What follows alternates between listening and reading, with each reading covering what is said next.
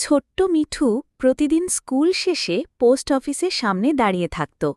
সে দেখত লোকেরা চিঠি পোস্ট করছে, কেউ কেউ পার্সেল নিচ্ছে। একদিন পোস্ট অফিসের কাকু তাকে জিজ্ঞাসা করলেন, তুমি রোজ এখানে দাঁড়িয়ে থাকো কেন মিঠু? মিঠু মুখ নিচু করে বলল, আমি চিঠির অপেক্ষা করছি, আমার বাবার। পোস্টমাস্টার চমকে উঠলেন। জানতেন মিঠুর বাবা বছরখানেক আগে মারা গেছেন দুর্ঘটনায়। তিনি মৃদু গলায় বললেন, বাবা তো অনেক দূরে, তাই না?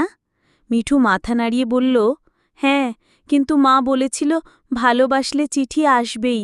আমি প্রতিদিন বাবাকে চিঠি লিখি, জানি একদিন উত্তর আসবেই। পোস্টমাস্টারের চোখ ভিজে উঠল। সেদিন রাতে তিনি নিজেই একটি চিঠি লিখলেন। প্রেরক হিসেবে লিখলেন, তোমার বাবা। পরদিন মিঠু যখন পোস্ট অফিসে এলো, পোস্টমাস্টার একটি চিঠি এগিয়ে দিলেন। চিঠিতে লেখা ছিল, প্রিয় মিঠু, তোমার সব চিঠি আমি পেয়েছি।